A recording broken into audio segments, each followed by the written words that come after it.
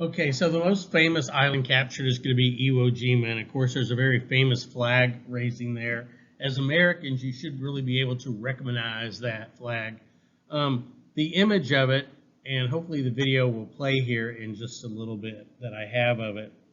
Iwo Jima was a volcanic island that Americans needed to take so that planes, the big B-29 bombers that were bombing Japan from a long distance, would have a place to land if they ran short of fuel or they had accidents. So the city or the island had to be taken by a group of Marines. There's a big volcano on it on one side called Suribachi. I had a friend who fought on that island, and I mean, it went on for months in February of 1945. And the high point for a lot of people was when those Marines got over to Suribachi. There was actually two flag raisings, two different films of it, where they raised it. If you ever get a chance to see a movie called Letters from Iwo Jima, which is more about the Japanese side, but also Flags of Our Fathers, which is more about the American side, both are excellent films about that. And we'll see if any of the video plays. Here's the flag raising, okay? That's not on Okinawa, sorry, the picture's a little bit out of order, but there is the famous picture that you should recognize. My father fought on Okinawa, and I'll tell you a little story about that later on when we get to the kamikazes. Just a little image here that kind of tells you who each of the guys was. And here is the famous memorial in Washington, D.C. to the flag raising at Iwo Jima. I think it was done by a Texas artist because there's a smaller version, or maybe it's the same size version, down in Corpus Christi. And here is the flag itself, kind of scarred up there with Mr. D blocking it. Sorry. Alrighty.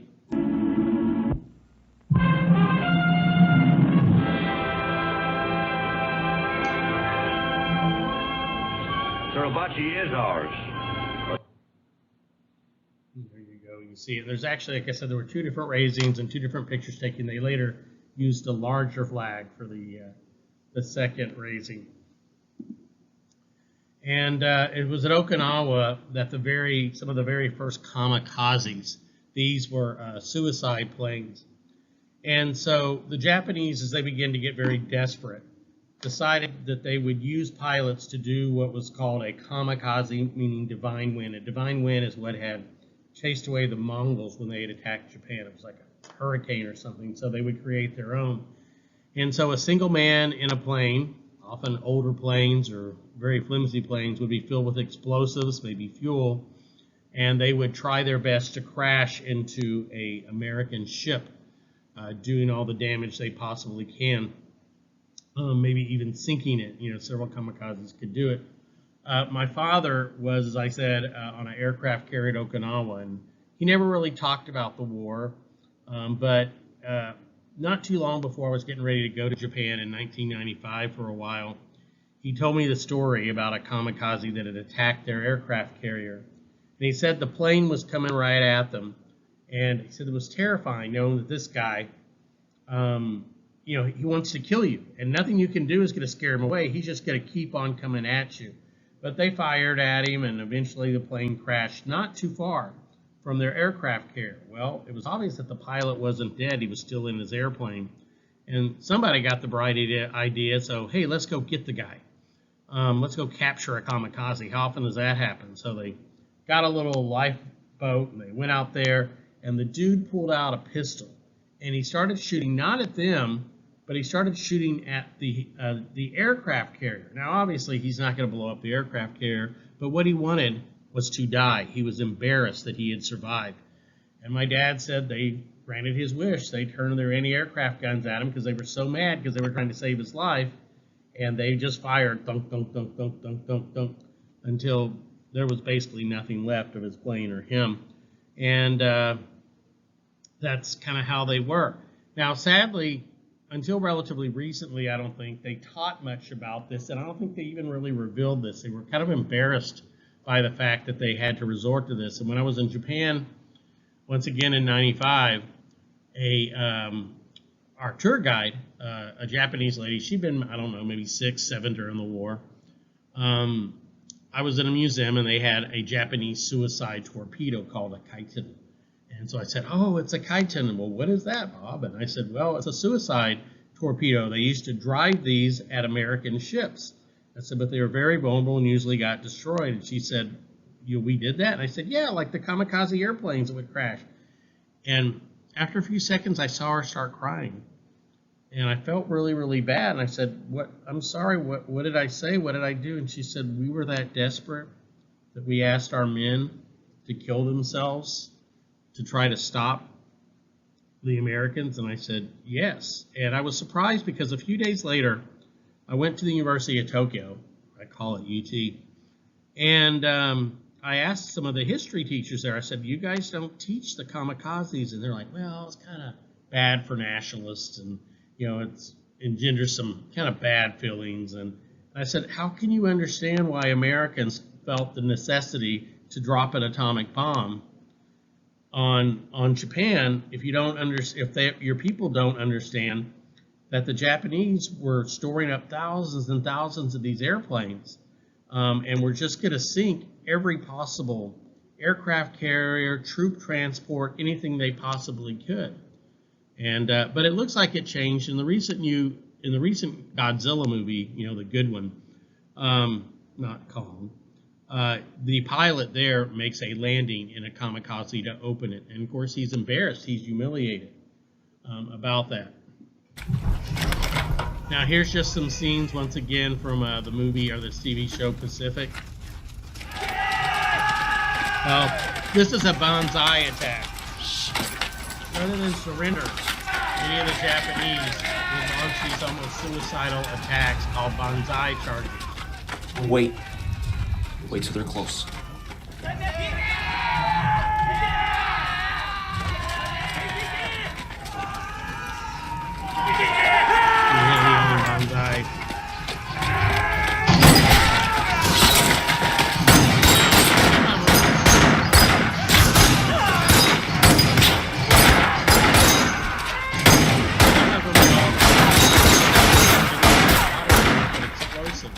Like a grenade, so that when you tried to go, Americans like to try to get souvenirs, of course. When you would go to roll over the guy, thinking he was dead, the grenade would go off, and it would take him out. Very, very brave soldiers. Very, very tough group to fight. Jesus, Sledge, leave him. What for? Excellent. He's a Jap, ain't he? Pacific. Oh man. I just Cease fire, goddammit! This is what it was like on a lot of those islands, y'all.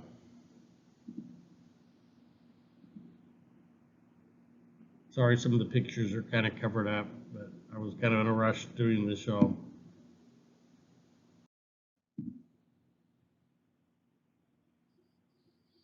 Now, here you see what a kamikaze could do. This is one of them having crashed into an aircraft carrier. I'm not sure if this is the Franklin. The Franklin was hit pretty hard. You can see these pictures of them. And, yes, American carriers and other ships were lost. The pilots, y'all, would have their funerals before they took off. And, because they wouldn't come back. I mean, if they didn't see a target, they, of course, flew back. But many times, of course, that flight out after they learned basic flying would be their first and only real combat flight. Now, General MacArthur. I said to the people of the Philippines whence I came, I shall return.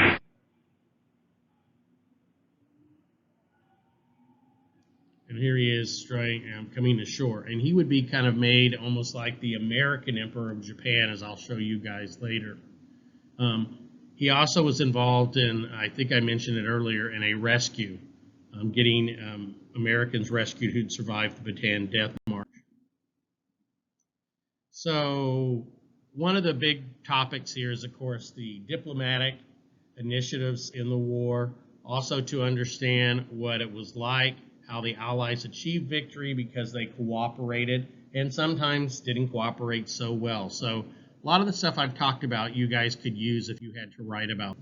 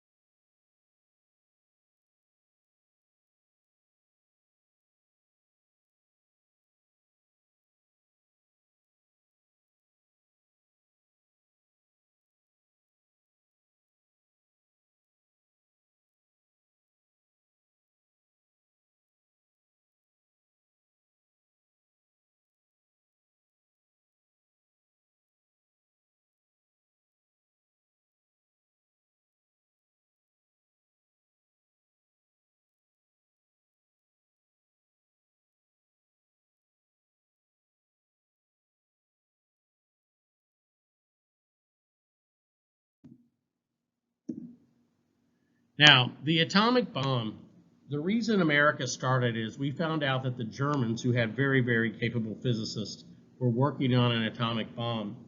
And Albert Einstein was approached, and he was asked to talk to President Roosevelt. Everybody even then knew who Einstein was. And so this is Enrico Fermi and Einstein, and they had worked together. Fermi had worked on developing this idea, this chain reaction, that once you shatter a nucleus, the other neutrons would travel and would shatter other ones and release a tremendous amount of power.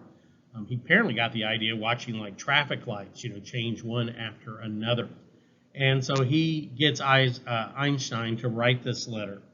And he convinces President Roosevelt to bankroll it. And it really picks up once the Japanese attacked Pearl Harbor. Actually, we started it a few months beforehand. Now, the operation's nickname was the Manhattan Project. Robert Oppenheimer, I know his name's a little bit hard to see here, was the guy in charge of it. I mean, He was a great physicist himself, but his main ability was the way that he could get all these very egotistical scientists to work together and cooperate to make it. And so he is generally considered the father of the bomb, and you'll see a picture of him later. I'm not including any scenes from the movie. I really didn't have time yet. I bought the movie, but I haven't had time to get those scenes or to get them off the thing. But it is an excellent movie and based on a fantastic book. Now, before the atomic bomb was ready, and we spent about $2 billion on it, Germany surrendered. It turns out the Germans weren't even close at all. We had already invested the money. The Japanese, we didn't know at the time, were working on one, but they were even further away. But of course, the decision is going to be made to go ahead and use it. The bomb was first tested at a place called Alamogordo, New Mexico. I visited the site actually for my, I guess it was my 50th birthday, quite a few years ago now. And it's only open once or twice a year. And you can go and see where they tested it out there. They built it and they put it up on a giant tower. And when they exploded it, it destroyed the tower and melted the steel. And the steel, y'all, and the temperature was so hot, it actually fused the sand into kind of a kind of glass. And when you get that, you got what was called trinitite. It was like this green kind of glass. And if it had a little bit of the metal in it, iron is kind of red. You got this sort of red glass as a result. And that was there for years, and you can still find little pieces of it. Now, ultimately, 2 bombs will be dropped on Japan. President Truman made the decision to drop the first. Once he made that decision, it was kind of automatic. When the weather cleared and after it was believed enough time for the Japanese to surrender, a second bomb was dropped. The first bomb was on Hiroshima, and here you see the famous cloud, the mushroom cloud rising up over it. I'll talk more about the planes that did it. And then on Nagasaki, 3 days later, another one was dropped. The Nagasaki target, y'all, was not the primary target. There was actually a couple of others, but the plane, the boxcar, was having issues and using, with its fuel and one of its tanks that held fuel. So they had to just go with like the tertiary, our third target.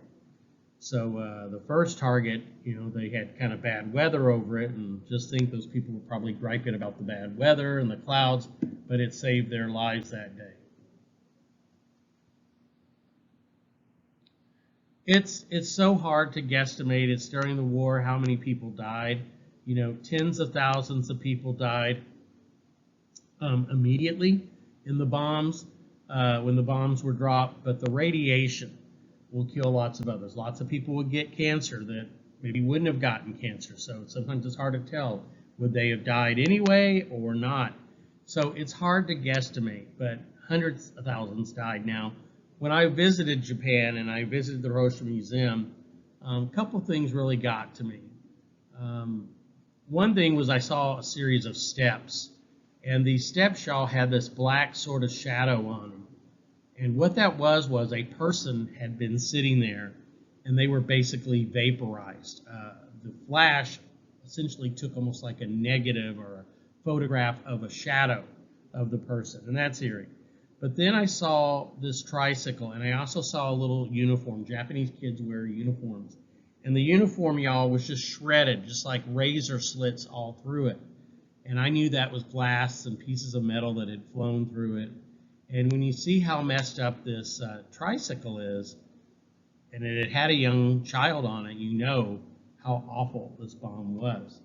And but it did do what it was supposed to do, and that was it did get the Japanese emperor in Japan to surrender. But at what a terrible cost. And America still to this day has to explain, and a lot of people think we can't justify what we did. But we'll talk about that in just a sec.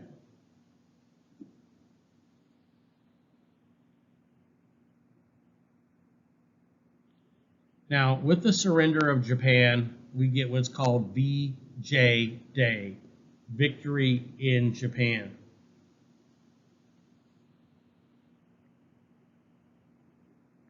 This is actually some color film that was recovered.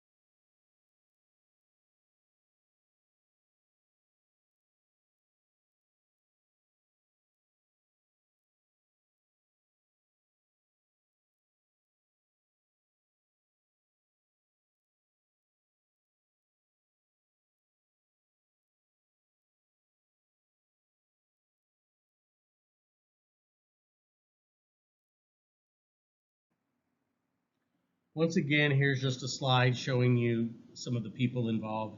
General Leslie Groves was the man who kind of coordinated it for the Army. And like I said, the main professor in charge, the physics person, was J. Robert Oppenheimer, who organized it. And he went out to an old boys' school where they cleared out all the kids, and this is where they built Los Alamos, which then and still is a center for a lot of our nuclear research to this day. Now, they wore goggles, and if we had more time, I would show you some of the recreations of that.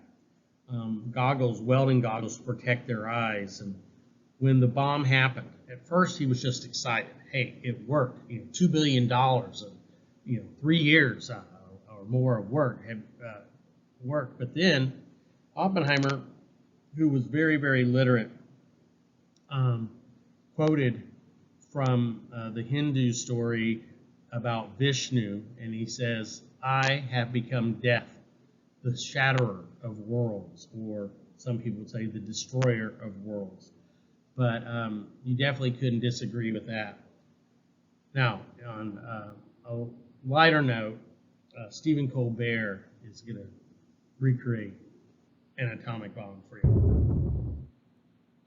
There you see the sound and the look, but it lasts a lot longer than that.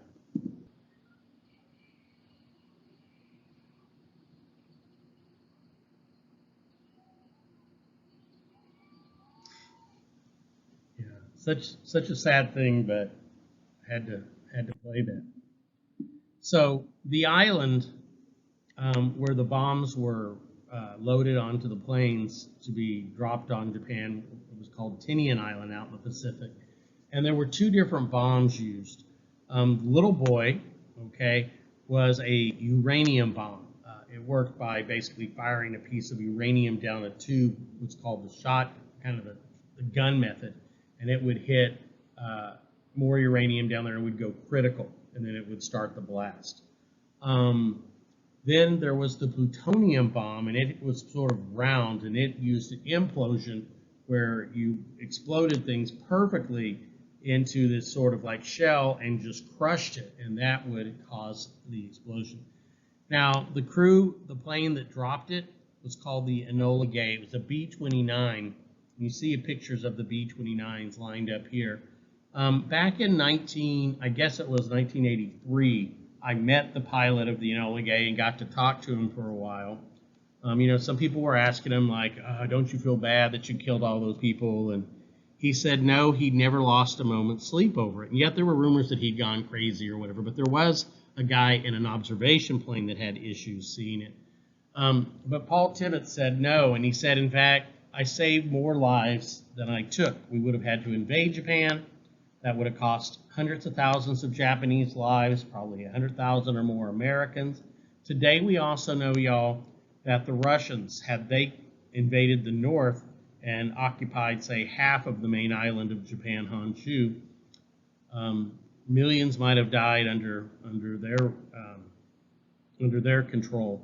And a bad, bad famine was getting ready to happen. So as bad as this is, it did probably save lives, but it is an awful thing.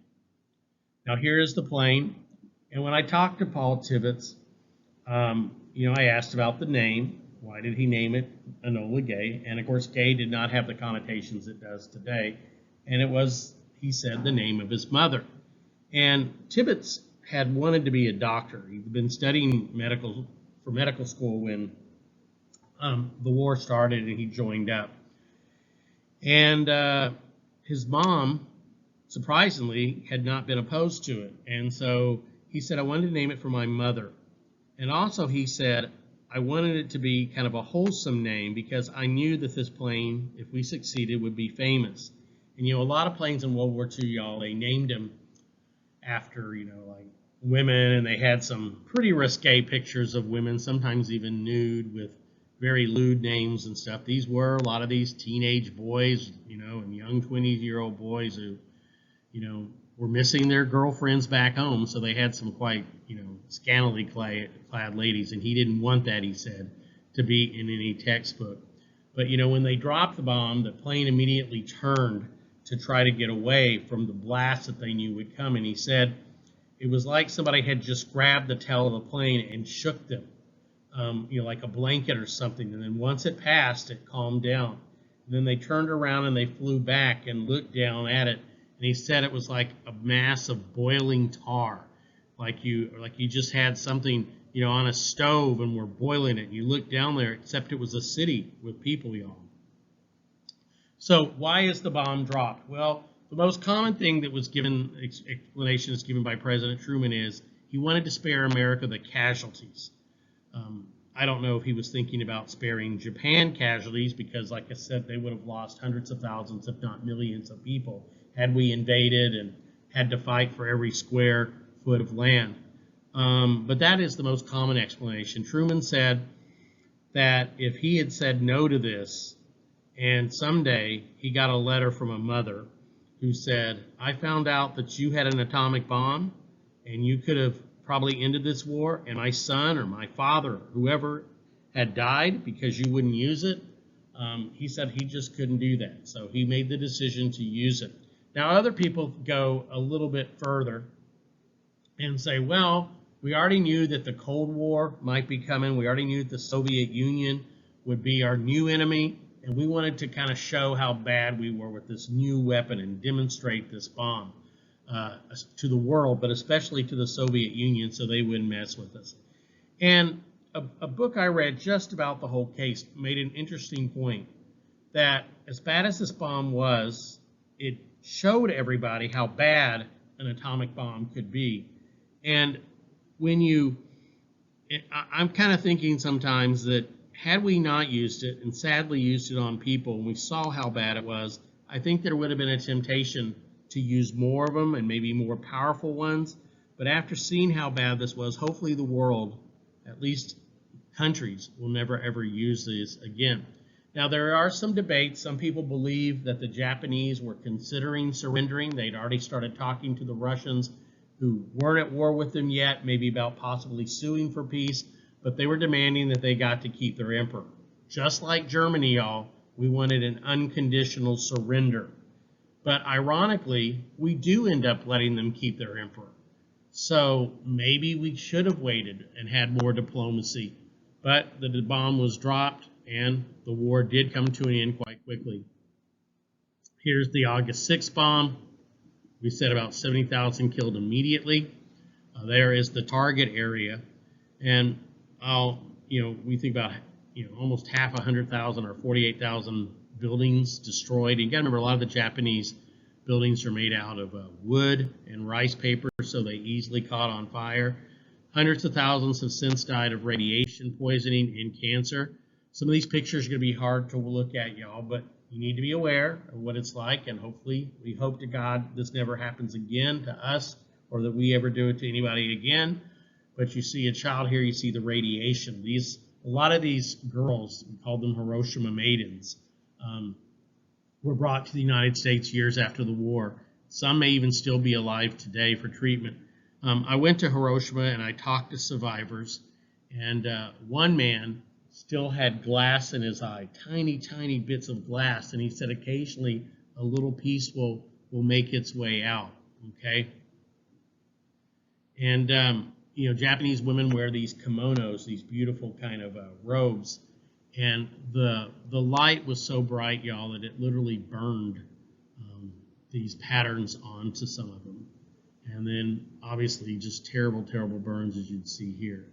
So just understand how bad this is, and hopefully never again. Like I said, in some cases, shadows.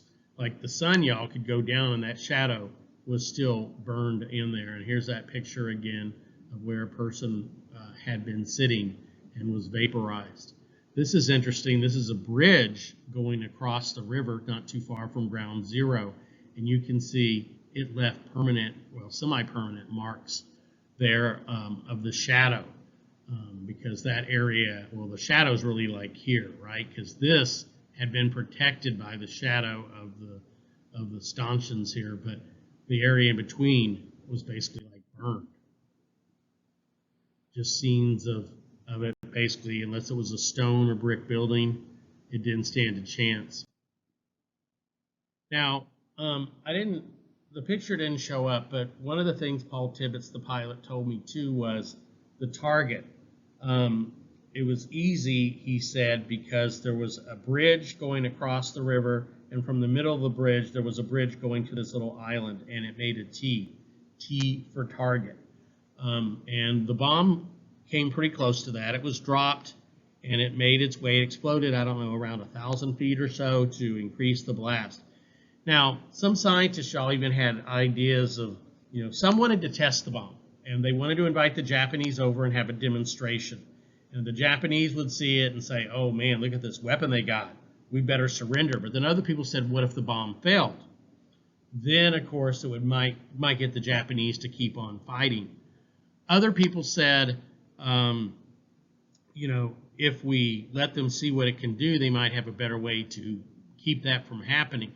Because it was really, y'all, only a couple of planes that flew over there. And, the planes had been flying so many times over Hiroshima, taking kind of before pictures, that a lot of the Japanese just kind of looked up at it and waved, thinking, well, those planes never ever drop anything. But, of course, that day it did. Here is the museum that I visited, and then here, every year on August 6th, they ring a bell to the memory of the people who died. This is known as the Atomic Dome. I think I have another picture of it. It was actually an exhibition center. The bomb exploded right on top of it, and it had a copper roof, and that copper, y'all, completely melted and dripped down below.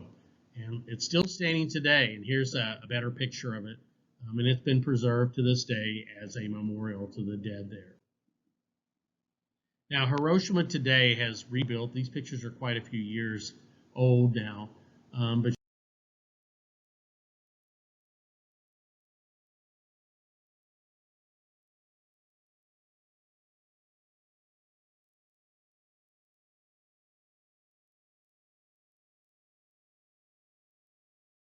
you can see the city is rebuilt quite a bit.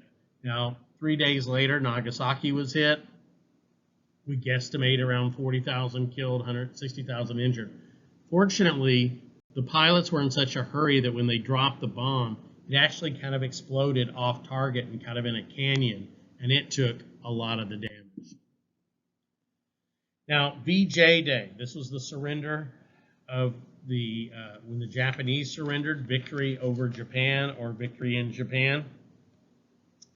That is what is happening here. General MacArthur is signing the agreement that will end the war. The Japanese representatives are right here. They signed it. It was on board the USS Missouri, one of the greatest battleships that ever lived. And that battleship today is in Pearl Harbor. It's right there. In fact, it's pretty close to the Arizona, and some people call it the bookends, because here you've got the Arizona, the ship whose sinking started World War II for the United States, and then here you've got the Missouri on which the surrender was made. I always thought it was kind of interesting because the ship's number is 63, and she's named Missouri, and I was born in 1963 in Missouri.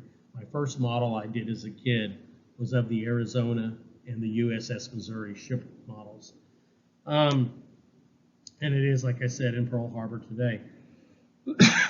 I didn't mention this, I didn't have it in the slides, but the ship that carried the parts to the atomic bomb, the explosive parts, the USS Indianapolis, as she was making her way back from Tinian Island, it was on a secret mission, so nobody knew she was out there.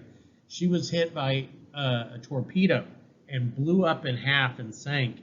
And a lot of the crew, y'all, they went into shark-infested waters where they stayed for days before a guy accidentally, a pilot, looked down and he saw what he thought were a bunch of basketballs floating in the water.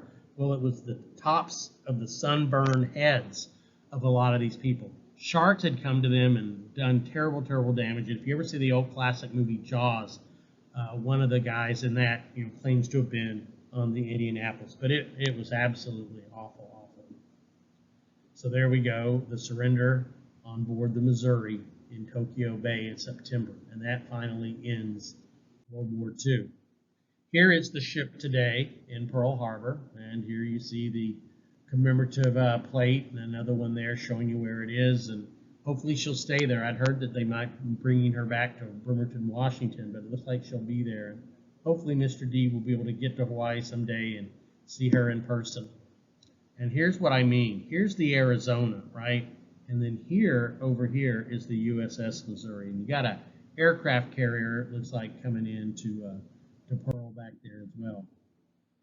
This is a very, very famous picture of VJ Day when they announced that the war was over. You got to remember, a lot of people y'all were expecting we were going to have to bomb Pearl Harbor. Pearl Harbor, excuse me, have to bomb Japan and invade Japan, and the war might go on for another year or two.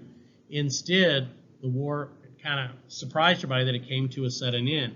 And this sailor was walking, kind of in a parade here in Times Square, and this woman, who's a nurse, came out of the subway, out of the subway exit. He saw her, and he grabbed her, gave her a big kiss, in celebration, and the two, didn't know each other or anything, and they went their ways. Now, over the years, and I don't want to get into all that, there have been dozens of people, including a guy in Houston who said, I was that guy. And people have tried to actually examine the ears and the nose and to try to say, I was that guy. But it's simply called the kiss. Recently, with political correctness, some people are like, oh, this is wrong. Look, he took advantage of this woman without her permission and everything like that. And maybe he shouldn't have done that. But in the heat of the moment and the excitement, it became like the image for the end of the war. And here another way to look at it, you can maybe get a better view of the man. But like I said, lots of people have claimed to be that individual and that nurse. Now, General MacArthur is kind of made the Emperor of Japan, the Mikado, and basically the United States occupies Japan for many years. Hirohito, the emperor, many people had never even seen him, y'all, because he was supposed to be a god.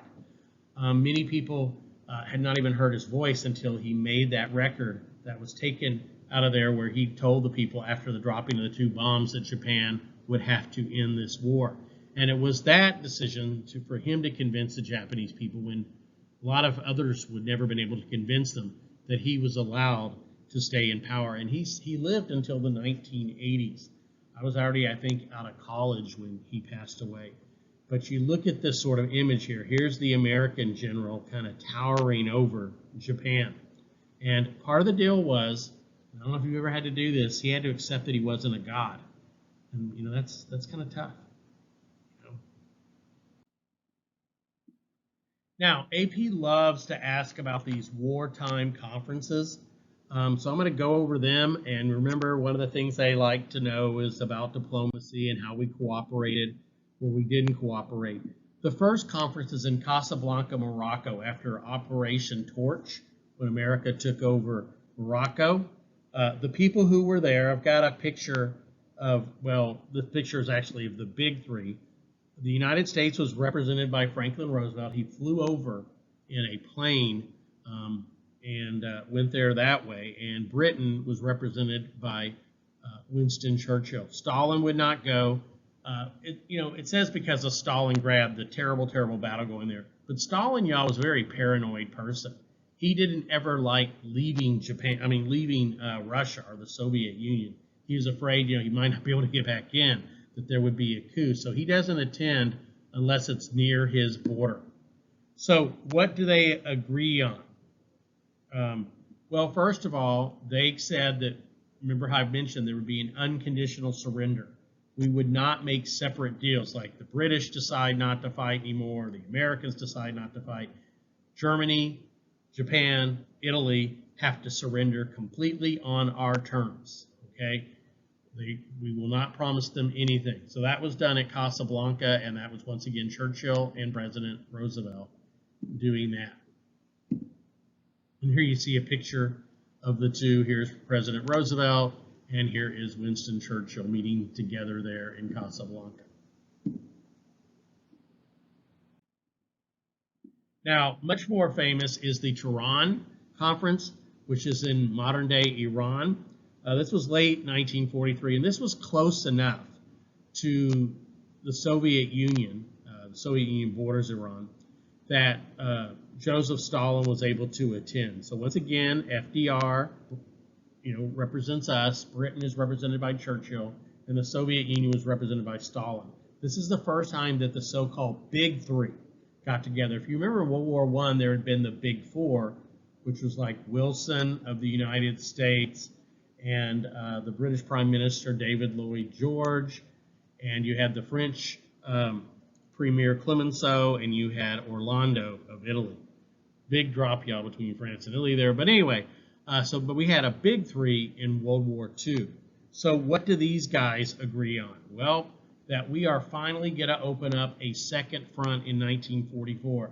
If you guys want to talk about cooperation or something, this would be definitely something you could talk about. Stalin, as I think I said earlier, was very frustrated that we had not invaded sooner, that basically he was having to do all the fighting. And to be honest, there were Americans, including Harry Truman, who were kind of saying, hey, the more Germans that kill Soviets, the more Soviets that kill Germans, the better. We should just let them keep fighting and help whoever's losing to keep on fighting. But Stalin needed relief. And so the United States eventually and Britain would open up a second front. He didn't think the one in North Africa, the one in Italy was sufficient, but ultimately when we would invade France at D-Day, that was enough to take some pressure off of them.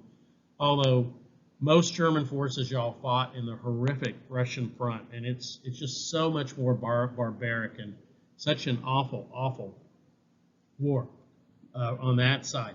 Also, y'all, the Soviet Union began to say it would go ahead and declare war on Japan within a few weeks of Germany surrendering. Remember, the Soviets had not gone to war with Japan. Japan had never attacked them. And so once Germany was defeated, they said they would come to our aid. But we see that there are some issues that come to develop. Stalin is beginning to say, well, I need some of those places in Eastern Europe to be friendly to me. We may not just have free elections. So it's looking like as his troops begin to liberate Eastern European countries like Poland and Czechoslovakia and Hungary, that they may end up with communist governments regardless of what people want. And that's exactly what's going to end up happening. So that's going to be a real issue that's going to help lead to the Cold War.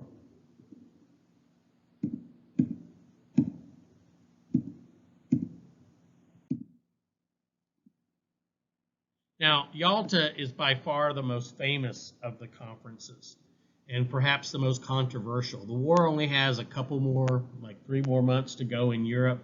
FDR may not know it, but he only has like 2 more months to live. I mean, he looks awfully bad here in the pictures. He looks very, very weak. So Stalin and Churchill agreed here in this case, and here's a picture of them together. Roosevelt's eyes are all sunken in. He's very weak. And Germany, first of all, the decision would be made that they would, at least it seemed temporarily, they would divide Germany into 4 sections. A British section, a Eastern Soviet section, an American section, and a French section along the French border. This was supposed to be only temporary. And if you look over here, y'all, Berlin, the capital, would also be divided. But remember, Berlin is all completely within the Eastern or Soviet sphere.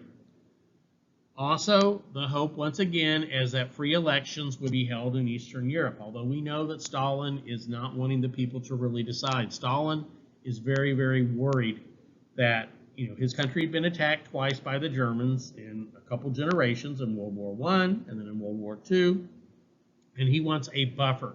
He wants some breathing room. He doesn't want possibly unfriendly nations on his border. So that is going to be one of the big, big issues. And the irony is Poland, it was the attack on Poland by the Nazis that got Europe into World War II.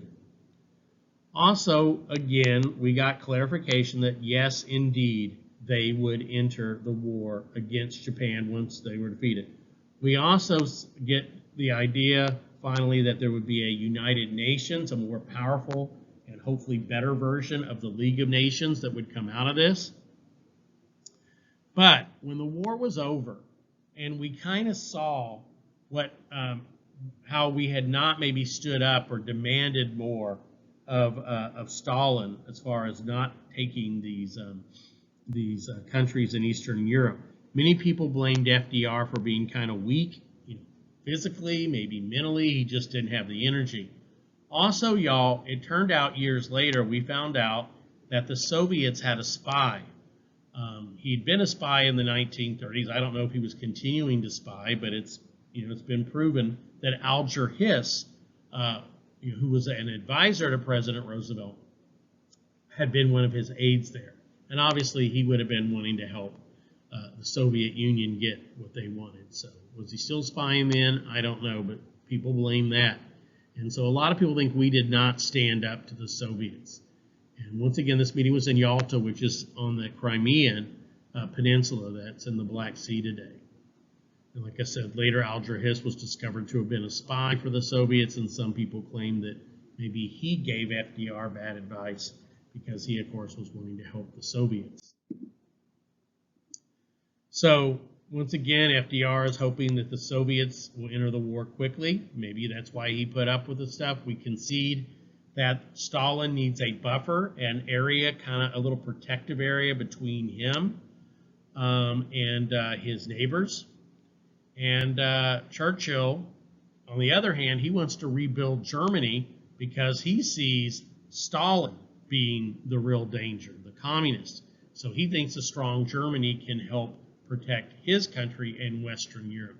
So we see the development of things that are going to lead to the Cold War. So the Cold War, y'all, in many ways was sown right here on that day. The last conference, and I know, man, sorry, y'all, for so many conferences, it's Potsdam. Now, at this point, Germany has surrendered. Hitler's dead. FDR's dead. Ironically, y'all, the British people, after having Churchill as their wartime leader, decided to elect a socialist who promised, to take care of people and do all kinds of stuff by the name of Clement Attlee. And here you see Attlee. So Churchill shows up, very quickly finds out he's lost an election back home, and he returns. FDR's dead, so we have a new president, Truman, T-R-U-M-A-N. T-R-U-M-A-N, the man who had to make the decision later. And of course, Stalin, he almost never, he finally died, I guess. It took 30 years. But Stalin is there. Stalin's the only original person. Now, while there, Truman gets a note about a baby being born, a telegram, which tells him that the atomic bomb had been tried and that it had worked in New Mexico. Now, Stalin had not told the Soviets that we were working on this bomb. Once again, that's something you guys could talk about as far as cooperation or lack of cooperation. We had talked to the British. They helped us work on the bomb. Canadians helped us work on the bomb, but we didn't trust the Soviets to let them know. So Truman goes up to Stalin, and he's kind of like, hey, man, we got this really cool bomb, and it works and everything like that. And Stalin just seemed to be absolutely uninterested. And Truman's like, I guess his small, primitive Russian mind didn't understand an atomic bomb. Well, the reason Stalin didn't act very surprised, y'all, was there were multiple spies, 3, 4, or more that we know of now, working on the atomic bomb who were getting him information, and he knew about the bomb as soon as Truman did, right? Now, at Potsdam, the Potsdam Declaration is announced. We don't tell the Japanese that we have an atomic bomb, but we basically say, look, Japan, surrender now or face a reign of ruin. Like I said, Truman tried to tell Stalin about the bomb, but Stalin seemed to be uninterested. Truman is going to try to be a little bit tougher and hope that Stalin will not take Eastern Europe, will not allow countries like Poland and Hungary and Romania and Yugoslavia to fall to communism, okay? And he's going to try to be a little bit tougher, but it's a little late at this point. Plus, what can you really do? His troops had gone into those countries that had chased the Germans out, and they had and would install their own governments. Are we willing to go to war just after defeating the Germans to kick the Soviets, our former ally, out? No. So as you can see here, y'all, this was the original Poland when World War II started. This was the Polish corridor that Hitler had demanded. What the Soviets do, y'all, is they literally kind of like scoot it over. This area here that had been German becomes Polish. This area that had been German becomes Polish, which actually violates the Atlantic Charter. So they enlarge Poland. And why? Because if the Germans or whoever comes invading the Soviet Union again, y'all, this will be where they first fight, okay, in Poland, not in Russia. And like I said, you can kind of understand where he came from, but this was not a good sign. The country whose invasion had started the war was now being sacrificed. So we come here to what AP loves to ask about, and that is the home front, okay? The war back home. Now, I've got a ton of notes here on this that kind of summarize it all. You know, obviously, when we went to war, we mobilized, is what you call it, putting everybody on a war footing. It's going to give lots of opportunities for women and minorities. I'll talk more about that. We'll talk about the Rosie the Riveters, these women who worked in factories. One of whom was my mom, who worked making B-24 bombers, as well as working on ships out in California. She moved, like so many people did, to be out there. My father's ship was based in California, so when he would come home on leave occasionally, she would be there to be able to greet him. Also, we're going to see some debates, a lot of about racial segregation. A lot of African Americans aren't going to exactly be thrilled that they're going over there and they're fighting in segregated units, and they're fighting bravely, but when they come back, are they going to be treated as badly as a lot of them were after World War I? And indeed, some of them are, which is going to prompt President Truman to desegregate the military and also to do more to try to protect these folks. Now, Philip Randolph, I think I mentioned this later on, and it was in the Civil Rights Unit. Many African Americans felt that there were lots of jobs in the defense industries, you know, making planes and tanks, but African Americans weren't being given their fair share. And he threatened to have a march in Washington, D.C., but that would have been very embarrassing, so President Roosevelt issued Executive Order 8802, which would lessen the discrimination. And remember, make sure if you write about African Americans in the war, you talk about the double V, right? You know, double V. Victory over the Nazis and fascism abroad, but also victory over racism here. They didn't want to come back to a world like after World War I, where they'd been treated well and as equals in France, and not so much here. Now, the military would remain segregated until President Truman ordered it to be desegregated, but it was very slow. 9981 was the executive order, or EO for that. There will be several challenges to civil liberties, the biggest being what happened to the Japanese and the Japanese Americans. They are going to be forced to move to internment camps, the Issei and the Nisei, and I'll talk about them in some more detail. And this case actually reached the Supreme Court. A Japanese man by the name of Korematsu sued and said, "Why are you doing this to me? Why are you doing this to my people like me?" And the Supreme Court said, you know what? It's a war necessity, buddy. Sometimes we got to do this kind of stuff, and we're sorry, but the court said it was okay to do that. Now, some more about the home front. Americans were affected by the war, of course, in many different ways. You got us out of the Great Depression was the big thing. Even in 1940, we started building enough planes and tanks and ships and stuff that Americans got out of. And of course, joining the military was also a way to get out of unemployment. Women went to work in the factories. Why? So that men could go fight. So for every woman who took maybe a clerical job in the military, that freed a man for combat. Every woman that worked in a factory freed a man to go fight. And these women were nicknamed Rosie the Riveters. And here's, of course, a very, very famous picture which has been exploited by lots of feminists today. You see all kinds of women who put their faces on it, like, we can do it, or whatever. It was a relatively unknown picture during the war. There were actually some a little bit more famous. Here you see a little bit larger version of it. This is one from the Saturday Evening Post. Check out the arms on that gal, man. She's been building up working there in the factory. You see, she's got a welding, or actually it's a riveter right there, literally Rosie the Riveter, and she's got her little glasses to protect her. Here's another one.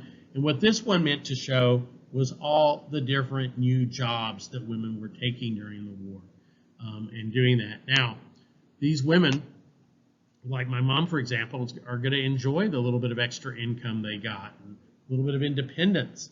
But when the men come home, they're going to be expected to give up those jobs. Now here's a song called Rosie the Riveter, and you see some pictures all the day long where the rain or shine. She's a part of the assembly line. She's making history, working for victory. Rosie, the riveter, keeps a sharp lookout for sabotage. Sitting up there on the fuselage, that little friend can do more than a man can do. Rosie, the riveter, Rosie's got a boyfriend, Charlie. Charlie, he's a Marine. That's her. Rosie is protecting Charlie, working overtime on the riveting machine. When they gave her a production knee, she was as proud as a girl could be. There's something true about red, white, and blue about Rosie, the riveter.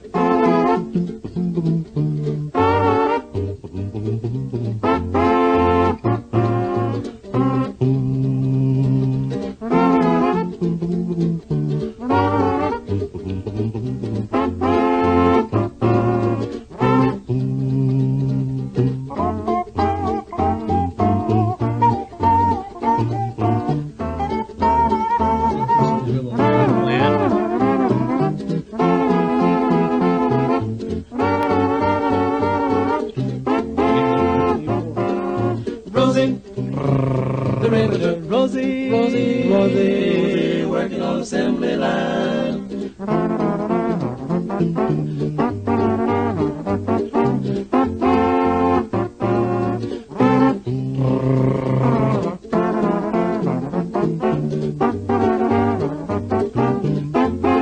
We used our abilities, like we used to build cars. Bubble day, bubble day, bubble day, leave it on bubble day. Read boy, read boy, read it.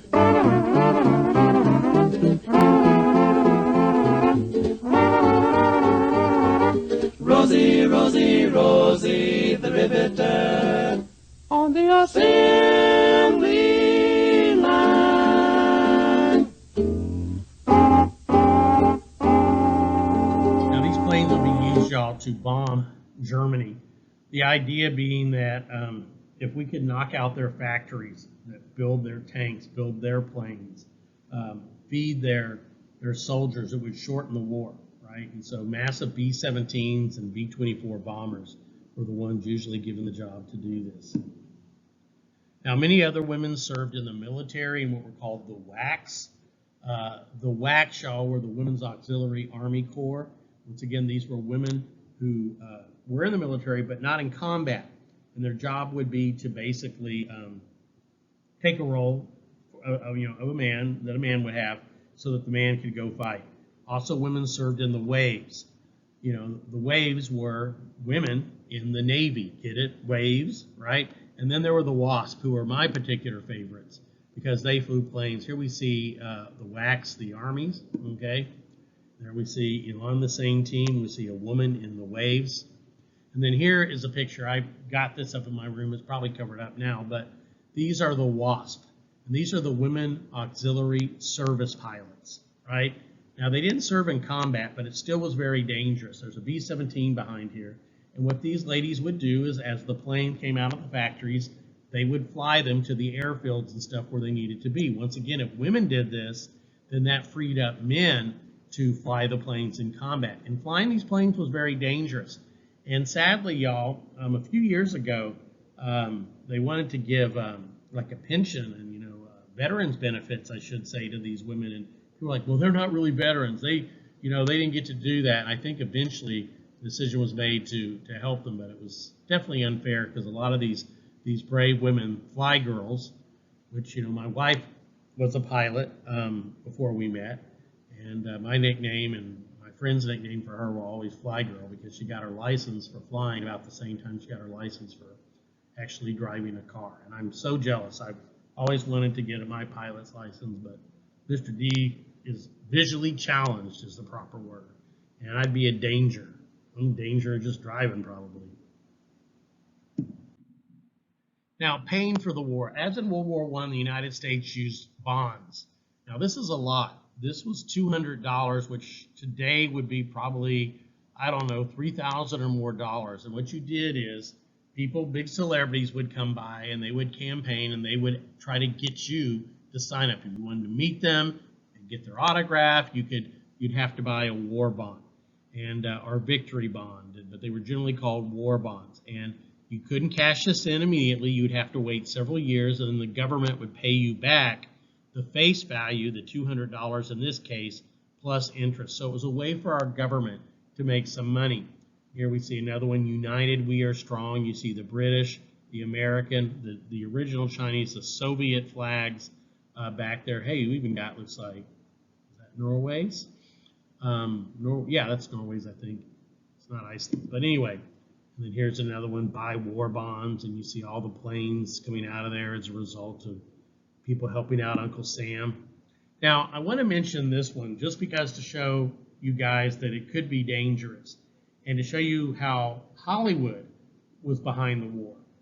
This is a DC-3 plane, and this was a plane that would fly around the country with celebrities on it trying to get people to donate.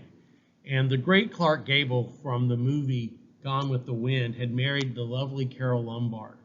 And Carol was going around the country speaking and getting people to pay for the war.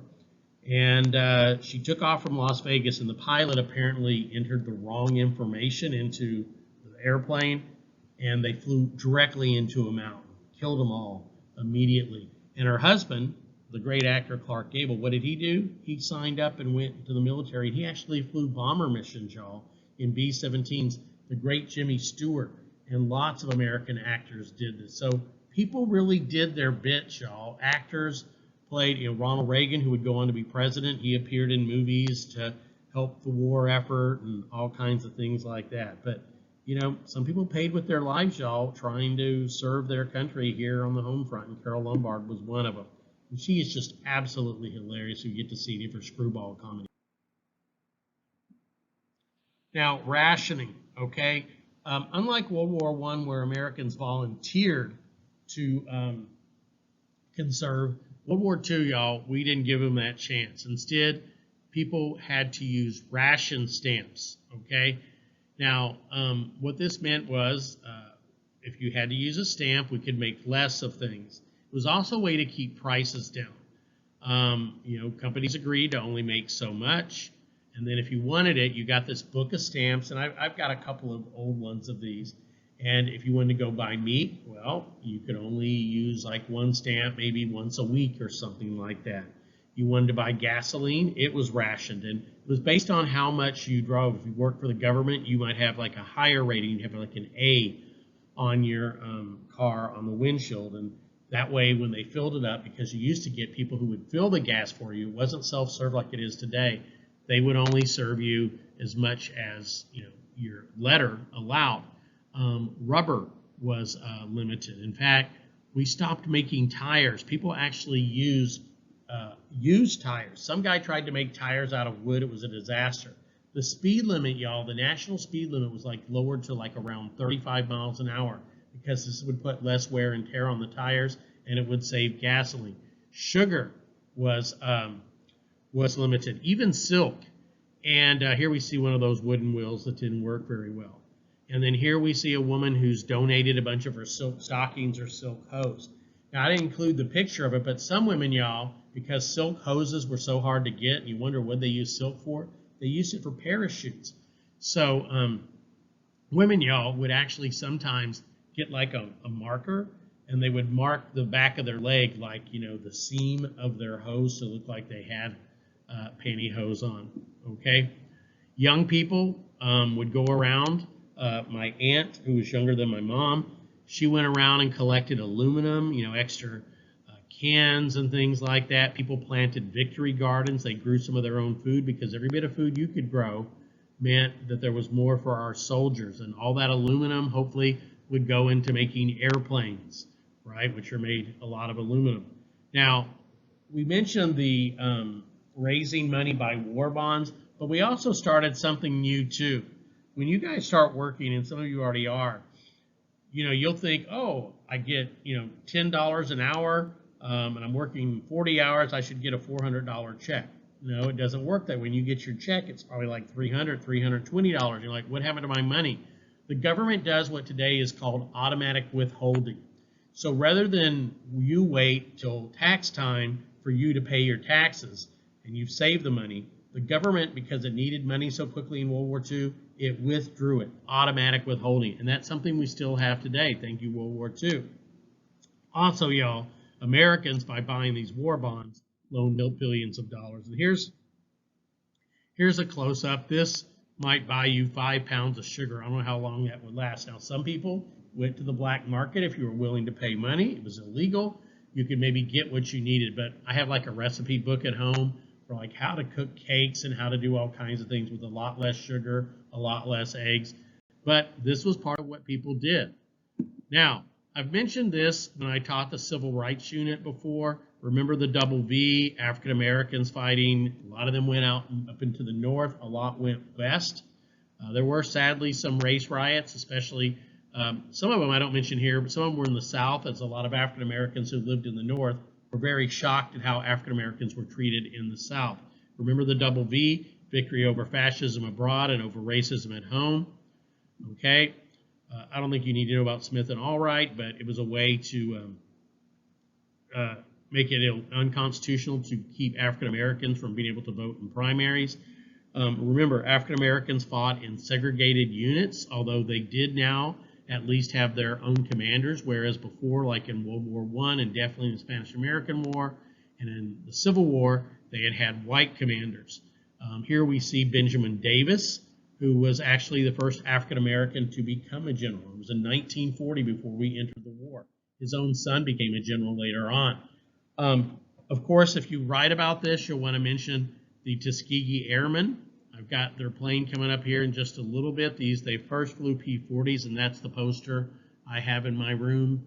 Once again, probably behind books or something, but of the guys with P-40s, and later they got the nice P-47s. Here's a P-40, and here are these pilots called the Tuskegee Airmen because a lot of them had been trained, and Booker T. Washington founded the college in Alabama called the Tuskegee Institute, now today Tuskegee University.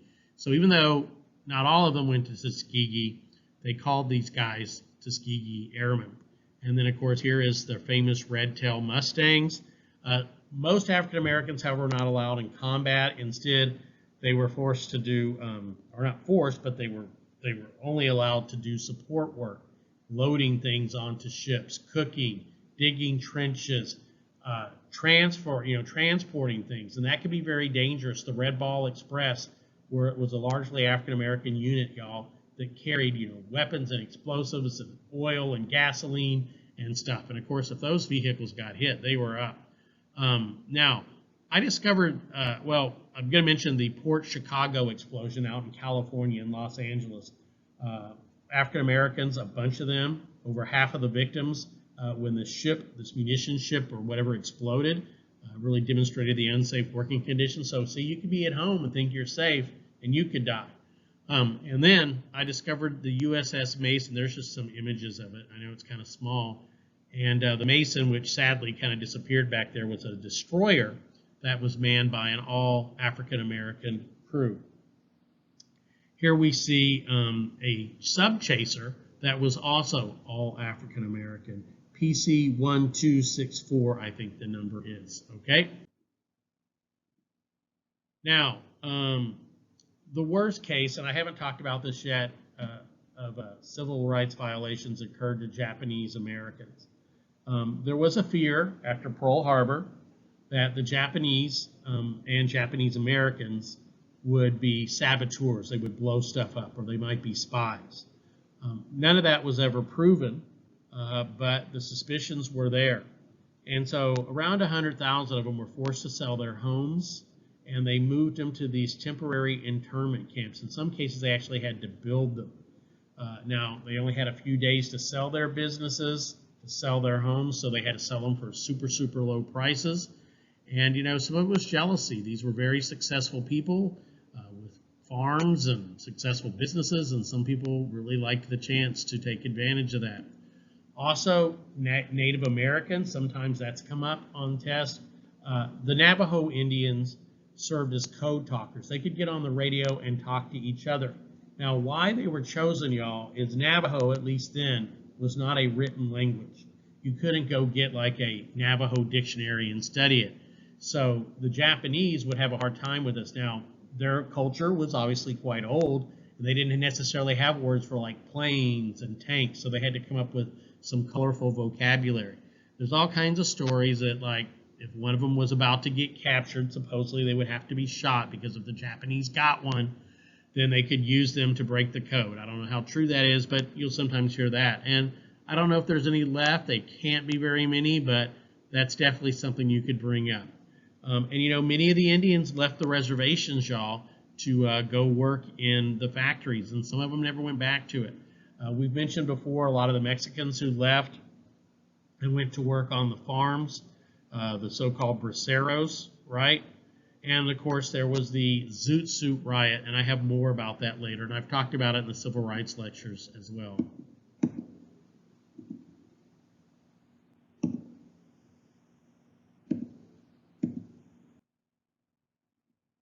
I've mentioned before about the Hispanics and their contributions. That was in the civil rights thing. Like I said, about 100,000 to 125,000 came here and worked in the Bracero program. Almost, 500,000 went and served either as soldiers or sailors and Marines, and that doesn't even include the women. Over 9,000 of them served. Died. That was a very high casualty rate. There were some of them, y'all, that were on the Bataan Death March. A lot of the Hispanics had been based out in the Philippines, and when they were captured after the surrender at Corregidor and Bataan, they were forced to do that 60-mile march. 17 Hispanics won the Congressional Medal of Honor, and I've already mentioned the story of Guy Gavidon. I'm not going to mention that anymore, but his main thing was this guy had lived with a Japanese family. After they were interned, he went and joined the military, and he was able to convince a lot of Japanese civilians and even some Japanese soldiers to surrender. Here's a picture of a guy. Did a big project on him years ago. And here's just some scenes of some of those people telling me about his life. This is also on there, a very sad story, a Hispanic officer or soldier who died in the Philippines. It took a while to get his body back because, of course, we were trying to get back the live people first, and then to get the bodies back took a while. And when he got back to Texas, I hate to admit, the local funeral home in Texas said they wouldn't perform the services for him. They wouldn't care for him because the whites in the town might not like it. And this inspires Hector Garcia, who will go on to create the American GI Forum, to see to it, to talk to, at the time, a congressman named Lyndon Johnson, later to become a president, of course. And they saw to it that Longoria was buried with full military honors in Arlington National Cemetery, and there's Felix's grave to this day. When you guys go to D.C., which I hope you do someday, do your research. Look up who's in there, because it's amazing how many famous people are buried in Arlington, and they'll show you where it's at. When I was there with my father back when I was, I think, in 5th grade, here we got hundreds of thousands, maybe, I don't know, at least tens of thousands of people. And we stopped at one spot, the tram, a little train let us out. My father's just kind of looking around while we, look, and he finds the captain of his ship from the war. I mean, what were the chances of that? So it was a great chance for him to tell me about that captain of his aircraft carrier. Now, the Zoot Suit riots definitely would be something that would come up. Many of these Hispanic kids out in the Southwest, like California, developed their own unique fashions, their own type of music and slang. They called themselves pachucos. Their suits were called zoot suits, and for some of them became associated with gangs. Where they lived, there happened to be a military base nearby, and a lot of the soldiers and sailors would pass through the Hispanic neighborhood, going to the bars, going to the clubs and stuff. And of course, pretty soon people were saying words to each other, and there were fights and there were violence. After several sailors claimed they'd been attacked by these pachucos, they armed themselves with clubs, or they got socks and put nickels or dimes in them. And they went out, and for 10 nights there were riots between the soldiers and sailors and zoot suiters. And the police often only arrested the zoot suiters and not always the Marines and things. And there were similar riots around the country. And I've shown you the song before, and here's just pictures of some of the kids. Now, Asian Americans. The attack on Pearl Harbor changed everything. And I hate to say it, but Americans aren't really good, y'all, at differentiating. To many Americans, an Asian was automatically a Japanese person. Now, if you remember, in the 1880s, and then we renewed it in the 1890s, we had a ban on Chinese Americans. Or Chinese people. They could not come to the United States. Only group we ever completely banned. Now, we had an unofficial gentleman's agreement for the Japanese not to come here. We didn't even talk about that as a possible reason for World War II. But when the attack on Pearl Harbor happened, Asian Americans as a whole were often targeted. The Japanese were considered potential spies and saboteurs, and they would be put in an independence camp.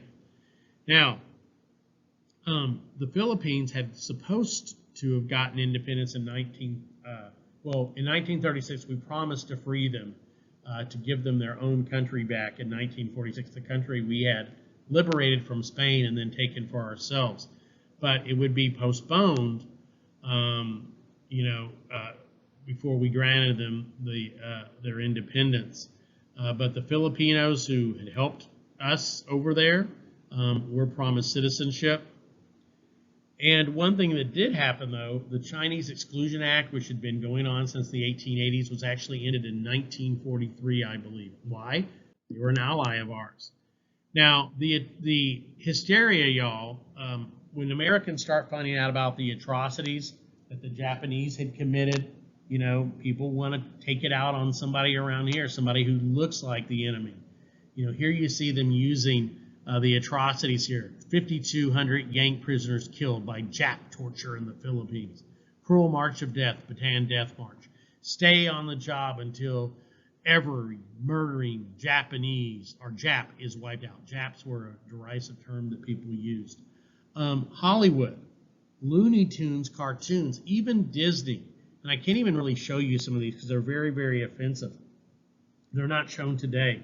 But the Japanese are portrayed in stereotypical images with super thick glasses, buck teeth, unable to see through their glasses, and of course they're evil as can be. Germans are portrayed pretty badly, but the Japanese get it a lot worse. And all of this is going to lead to that Japanese-American internment. And here you see Tokyo Kid, don't save his face, hit the Jap. Awful stuff. Now, so there was this invasion scare out on the West Coast. Some people believe the Japanese were getting ready to invade. And indeed, y'all, the Japanese fired some shells into a refinery and started a small fire. The Japanese did have some planes on some subs that they had hoped to be able to bomb, like, say, the Panama Canal, or they tried to start some fires in the Pacific Midwest. One of the things they did, too, y'all, was they launched thousands of these balloon bombs. And these balloons made their way across the Pacific and landed, but most of them went into the water. They didn't start fires, except for one sad story. A minister was out with his family. They were picnicking, and of course, when they got to the place they wanted to picnic, the kids and the wife all went running down to the area to put the picnic stuff down, and Dad, of course, is going to get the heavy stuff and carry it. And suddenly, he hears an explosion. Well, what had happened is the kids had found this balloon bomb, and they just thought it was a balloon, and they messed around with it and exploded. It wiped out his whole family. Here you see Japanese hunting licenses sold here. Oh, now they're free. Like I said, about 100,000 of these Japanese Americans were relocated to tent internment camps.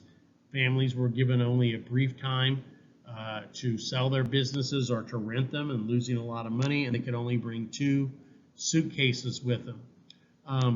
They weren't shot if they tried to escape. I don't like when people call them concentration camps because that makes you think of what happened to Jewish Americans. I mean, not Jewish Americans, but to the Jews in Europe. But there was barbed wire, and, people did have guns, and they often had to help to build these buildings. And here you see, you could come and visit, maybe some of your friends and family that were there, and then here you see some of these tar paper buildings. So it began in 1942. Only 1% of the Hawaii Japanese people were interned. maybe because there were just so many, something like 150 to 200,000. I guess they figured they needed these people, and that would be too many people. But the Japanese who primarily lived in California and maybe in Oregon, they were interned. 110,000 just in Japan, in California were sent to camps.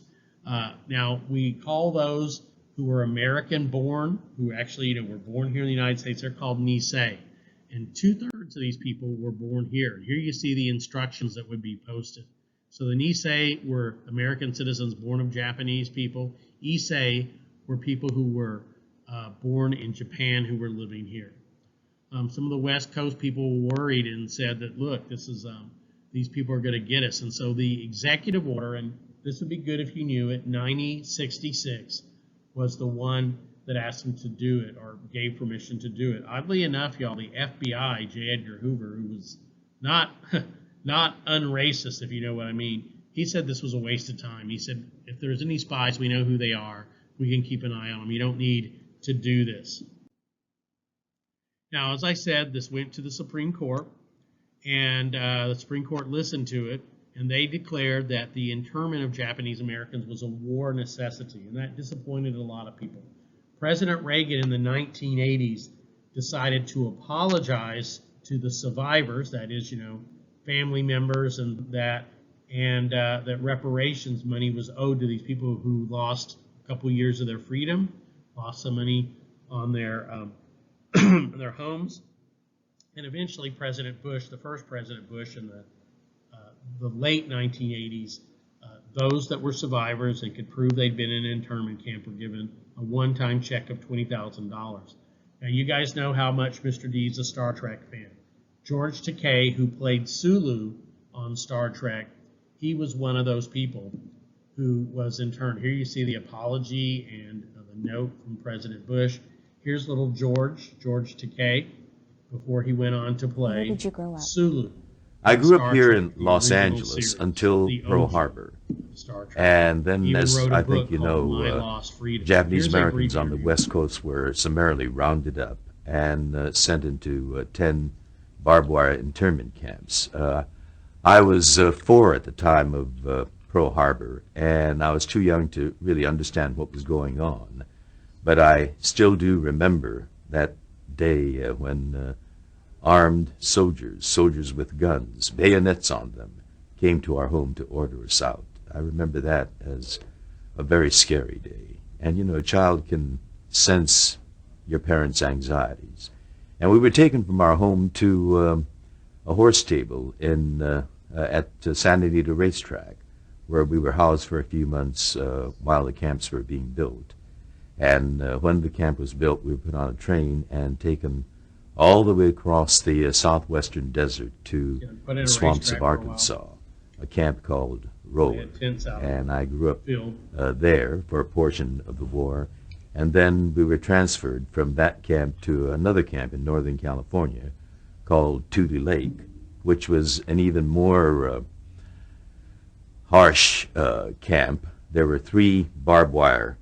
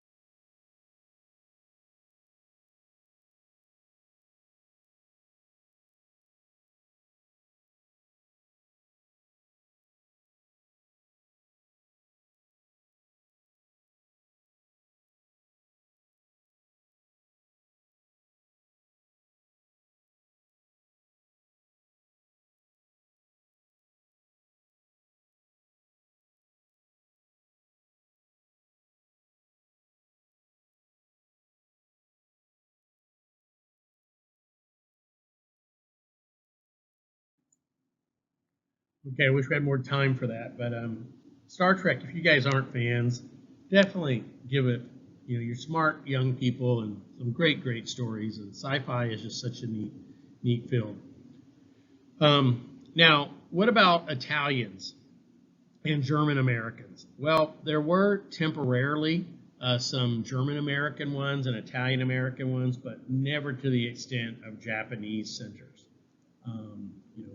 I guess the excuse was, well, the Germans and Italians have been here longer. They're Americanized, they are assimilated. The Japanese, they said, were more recent, but that might just be an excuse for the anti-Asian racism at the time. Now, just to show you how patriotic some of these people could be, and it reminds me a lot of the African Americans who fought, even though they knew things weren't right, even they knew that they weren't getting a fair break in this country and getting equal treatment. They still fought for our country and they would work to fix it. Some Japanese Americans volunteered for what was called the 442nd Regimental Combat Team. Its nickname was Go for Broke. Now, almost everybody in this unit were Japanese, and they were volunteers, right? Now, they wanted to prove their loyalty to the United States and fight against Japan, but we wouldn't let them do it. Instead, they were sent to fight against the Germans, and mainly in Italy. They became the most decorated unit in American history. And some of these, though, and I remember I was at a war convention or conference about World War II, and they set me with a Japanese American guy who he hadn't had to go under internment because he was needed right away to do translations.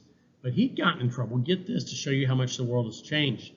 He was a Californian man who married a white woman. Well, that apparently wasn't legal, and they had to go to another state to get married. But he did translations. He listened to Japanese, conversations, and, Japanese documents, and did that. So a lot of Japanese people, y'all, despite how they were being treated in their families were sometimes still in the internment camps, y'all, while they were fighting for this country. And here, I got this one in here twice. Sorry about that. Okay. Guess I was cutting and pasting and cut a little too much. Now, here's the song about the internment by Port Minor. It's called Kenji. And it didn't play. I think I have a...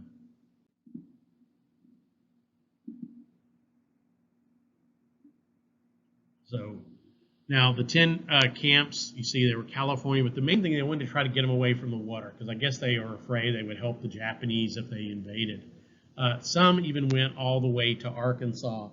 And I remember a story I heard about Arkansas, and you got to remember, Mr. D's family grew up right next to Arkansas and Oklahoma, so consider Arkansas kind of friends and stuff, but Arkansas was kind of backward then. And so when they built these internment camps, they had electrical lines running to them. And they were getting electricity, and they had plumbing. And I remember hearing an Arkansas guy saying, well, man, maybe we should have bombed Pearl Harbor. We would have had, like, electricity and plumbing. Like, yeah, and maybe you could be locked up, too. Barbed wire, perimeters, and you lived in kind of a community thing. A family might have a single room and then that. Now we come to the greatest of all crimes of World War II, and that is, of course, the Holocaust. By far the worst thing, and one that we can never forget, and one that we can never, ever let happen again to any ethnicity or any religious group, y'all. Hitler, we don't have time here to get into maybe his idea where it all came from and his hatred of Jews. Jews had been used as scapegoats.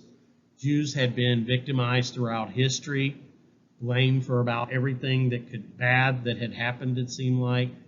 And during the war, initially, or actually before the war, Jews began being sent to various relocation camps or camps to concentrate them. It didn't have the connotations that it would later on.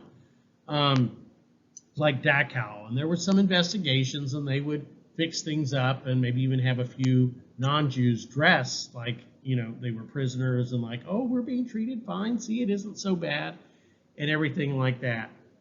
These were mainly German Jews. But once the war started and Germany went into Poland, which had a very large Jewish population, Jews would be rounded up and murdered, often by machine gun units, these so-called Einsatzgruppen, these specialized groups to do that. Over time, the Germans began to worry, began to think, what's going to happen with these people that you have in every society that would be happy to kill for a paycheck or even free? What's going to happen? Are we going to be able to put these people back in society? How does a man kill women and children and boys and men all day, come home, and be with the wife and his family?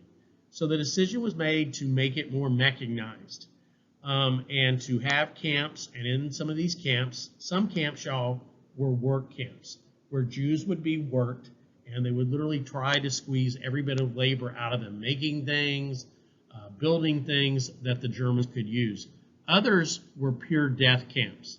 I remember talking to an Auschwitz survivor years ago, and I was shocked because, I saw, because they would put numbers like a tattoo on them because they wanted to dehumanize you and make you to where it's a whole lot easier to kill somebody, y'all, if they're a number and they've shaved their heads and they're wearing oversized pajama-like looking clothes. They no longer might look like your uncle or a brother or something.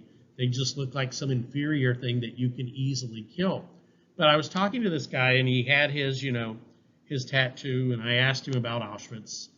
And he said, oh, Auschwitz wasn't so bad. And I'm like, what the heck?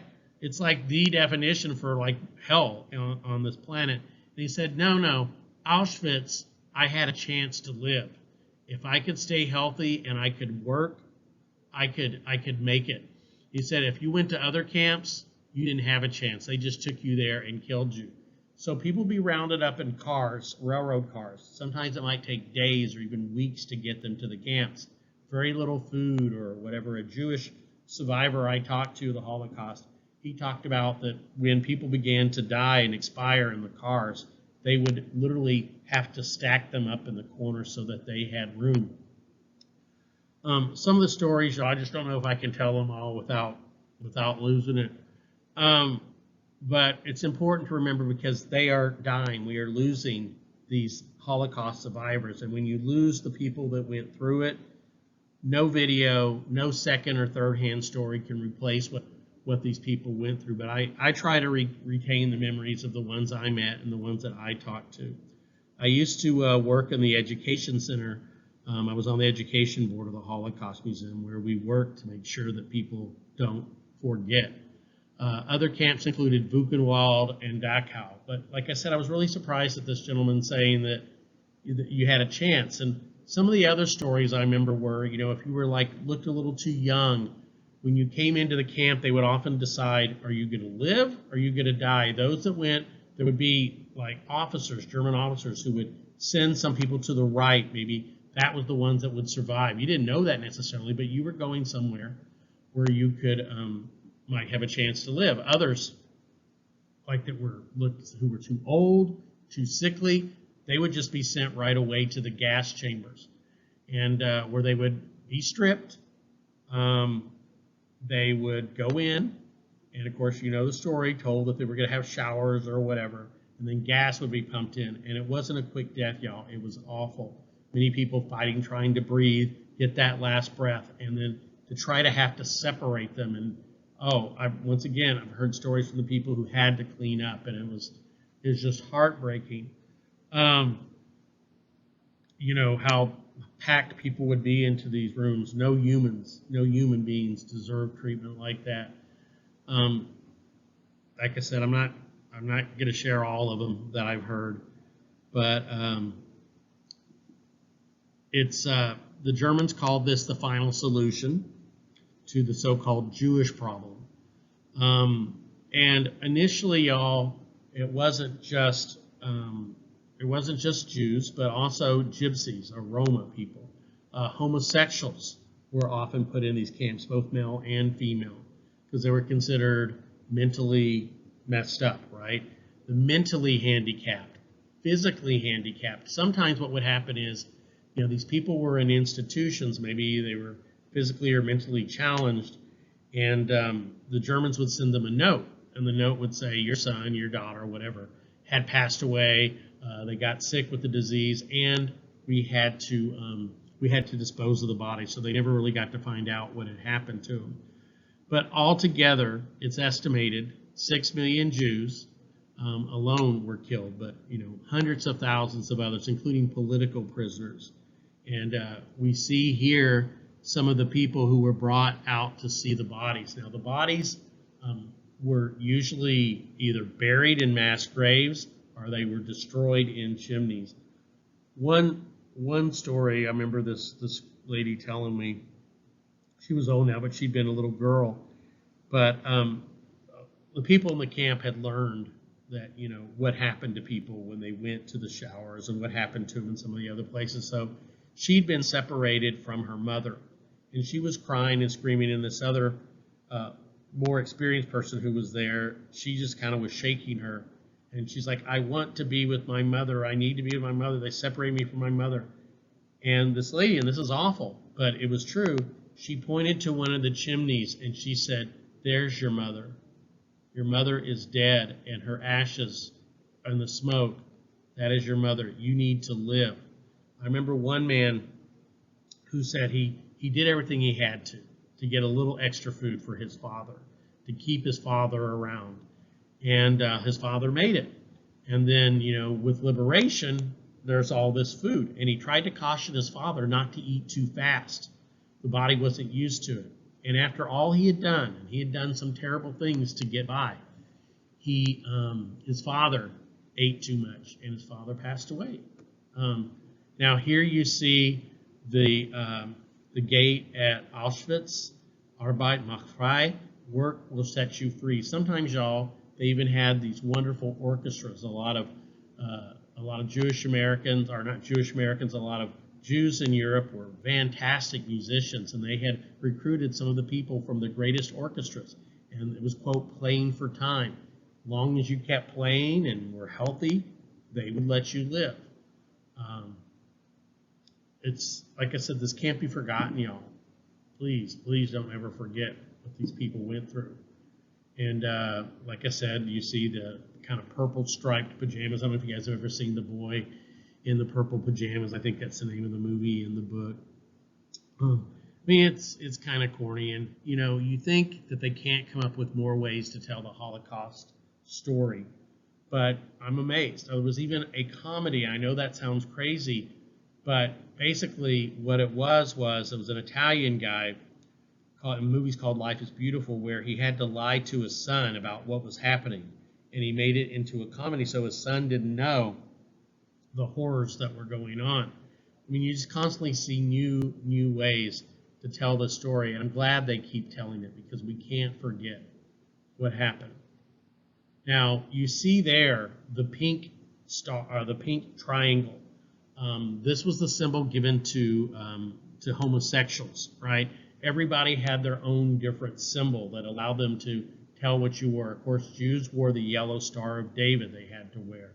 Homosexuals wore pink triangles. Political prisoners had their own that they had to wear. And like I said, putting people into uniforms, shaving their heads, whether they're men or women, dehumanizes them. It makes it a lot easier for the terrible, terrible atrocities to happen.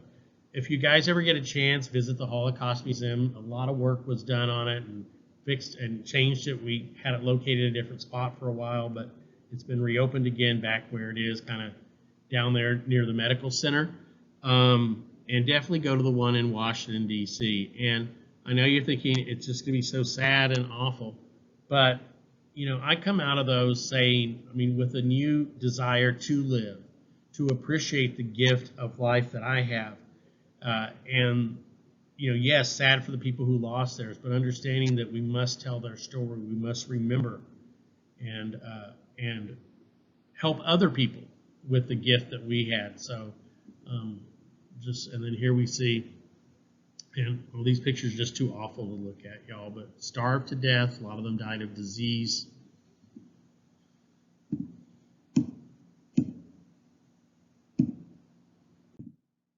Now, AP has asked before about what did America do while this was happening. Americans had a general idea, obviously, about the concentration camps. To what extent we knew about the numbers dying, the millions, is a subject of debate.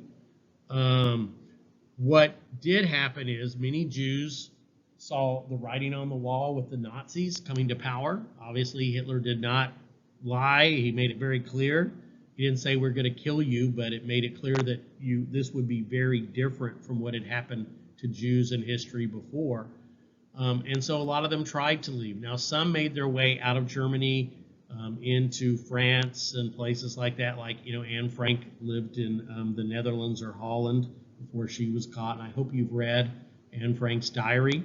We actually have released now a better version that has some things that before were considered maybe a little too racy for young teenagers to read. But it's a very, very powerful book. And the people still are trying to figure out who ratted them out for sure, who let them know about them living back up there in the attic. Now, the United States had a quota system. If you remember, in the 1920s, we based it on what the population had been like, say, in the 1890s, before it had been like 1910. And so let's say Germans were 5% of our country. Well, only 5% of the people we let in would be German. And so this quota system, y'all, really limited the number of Jews that could come in here. Sadly, our president or Congress did not adjust this, and we could have issued a lot more visas and let more people in, and there's a lot of criticism of that. And I'm maybe simplifying it more than I should. It's a much more complex story than I've made it, but we definitely could have and should have taken more people in. Now, one that could come up, and I've seen this asked on AP tests before, is what happened with the SS St. Louis. Now, the SS St. Louis left Germany, and it had 900 Jews on board. Now, they made their way to Florida. They were turned away. They made their way to Havana, and the hope was that they could go ashore there and maybe make their way to the United States ultimately, but they were turned back. Now, they didn't go back to Germany, but they did go back to Europe. And, of course, once the Nazis took Europe, many of these, about, a couple hundred of the people on board, I think 250 of them ended up dying. The ship was called the St. Louis, and they made a movie about it called Voyage of the Damned. And here we see a couple kids, which I can gratefully say did survive. But nevertheless, to our credit, maybe I know we could have done more Jewish people entered the United States and were accepted as refugees than any other country in the world. Could have done more, but we did more than anybody else, if that makes you feel any better. Now, another thing that's come up, and this has been mentioned on AP Test 2 as well, is this criticism began to appear in the 1970s. Now, as I mentioned before, we were bombing the you-know-what out of Germany with those B-24s and B-17s, bombing factories.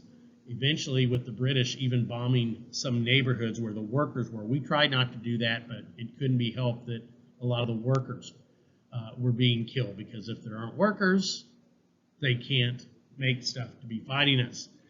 Now, we had evidence, that we knew this is actually, I think, Birkenwald, or Birkenau, I should say. I think it's on there. It's Birkenau. This is a concentration camp. You can see all the different buildings where the Jews and the other political prisoners and others would be kept. And there were train rails going to them, railroads, right? And the idea is out there now that we should have bombed the rail lines. Now, hitting a train rail is a lot harder than you would think when you're flying at 30 or 40,000 feet. But the idea was maybe a massive bombing could have blown up the rails, and then they couldn't have gotten the people there. Maybe a lot more could have been saved. And that's a criticism that has come up over time. Now, American troops, along with British troops, were in the forefront of liberating many of these concentration camps. All kinds of great documentaries and stories out there of people who went into them and helped liberate. I've got a picture, I think, on the notes of that. Now, General Eisenhower, you got to remember, Eisenhower's family was originally German. They changed the spelling when the family moved here to sound more American. But a lot of Germans pretended that they didn't know what was happening. I mean, it would be like saying, you know, you and I live over here and we don't know what's happening over at Alameda Mall, or we don't know what's happening down, down the way at NASA or something. Oh, well, they just have people over there. We didn't know they were killing them or anything like that. Although they would see the ovens, or not the ovens, but they would see the smoke going up. And so a lot of Germans claimed to be blissfully unaware and did not know what was happening. So Eisenhower, y'all, in the areas in the American sectors, General Eisenhower ordered that all the German people who lived near these concentration camps be forced to come to the camps and to witness what had happened and to help clean up and to help bury a lot of these people for what they had done or what they had pretended not to know was happening. Another thing that he did, and there are tons of these out there, and they're just numbing to watch, but we have to have them to know because people wouldn't believe this. If you don't have the pictures, if you don't have the films, people would not imagine that we ever did this to fellow human beings. I say we, meaning humans, doing this to fellow humans. But he wanted the documentation, the photographs, the films, y'all, of bulldozers having to literally push people into mass graves, dead people. The scenes of bodies just piled up, because he knew that someday there would be people out there who would try to deny that this happened, that this had happened, or, well, only the sick ones died, or crazy stories like that, and that this wasn't purposeful massacring of people, right? And so he wanted proof of this. And yet today we still have some people who try to claim, oh, that didn't happen. And here's some of the people having to visit and look, and here you see some of them up above. Now, the last slide here that I'm going to have has to do with the war crimes. Now, after the war was over, quite a few of the Nazis were captured. Now, some had taken their lives, like Himmler, not Hitler, but Himmler. Hitler had taken his life, along with his mistress, as you guys saw. But some of the major Nazis were captured. Some of the concentration guards were captured. Sadly, y'all, quite a few of them got away, and it was even what was called like the rat line, where some of them were smuggled out of Europe and made their way to Argentina and places like that. Some of them even eventually came to America. And even now, and of course they're almost 100 years old, you'll hear about somebody who eventually got caught as having been a guard or something and having committed some of these terrible, terrible murders or helped do it. And some people are like, man, they're an old man. Why don't you just let them die? But to me, y'all, this is my own personal belief, and I try not to give you guys my opinions, but I want those people who did that stuff, I want them worrying about it to the day they take their last breath. I want them worrying, that person looked at me a little too long. Oh, that person, do you think they know what I did, who I was? I want them worrying about that. I want them to think, oh, I'm old now and I'm in a wheelchair. I should just be able to live out my last couple of years. No. If we catch you, we need to put you in jail or worse. Now, Israel, y'all, does not allow executions except in one case. If you can be convicted of war crimes, and they've done this, they've captured people, and they've gone back to the modern country of Israel, they can be executed for what they did. Now, the United States and the Soviet Union did cooperate. This is something else you can talk about. One of the few highlights, positives of the Cold War, at least the initial Cold War, was the Soviet Union, the United States, Britain, and France worked together and investigated. We wanted to make the trials fair, right? They had their own lawyers, they had translators, but they were presented the evidence of what they had done. And a lot of it was the Germans kept really good records of it. They took pictures, and there were films of some of these terrible murders. And these Germans were tried. Some of them were given life sentences, 10 years or whatever as well. But about 13 were to be executed. 12 ultimately were executed because one, Hermann Goering, who's standing right over here, who was in charge of the German Air Force, he committed suicide. Whole story there, but a guard I knew that used to work with at Rayburn, he believes some of the family members smuggled the poison in. And he was actually even offered money to help Goering escape, and when that didn't work, he was offered money and opportunity to get all kinds of pictures if he would help get poison into him. Somebody somehow, a family member, hid it in some place we don't want to imagine, but somehow Goering got the cyanide pills and he took his life. Now, one of the things that's become known as the Nuremberg defense was they were just following orders. This isn't a defense, y'all, but people tried to use it like, look, if I hadn't killed them, they were going to kill me. I had to do it. That is not sufficient. We have no proof, as far as I know, of any Germans who ever were killed for not carrying out those orders. Okay? Maybe they were afraid, but you can't use that as a defense, and it doesn't work anymore. You have the right to refuse orders asking you to do things that are crimes against humanity. Now, many Jews fled. Many Jews had been moving to the area known as Palestine, the mandate that had been created after World War I. Many of them were moving there by the tens of thousands. Some were blocked from there.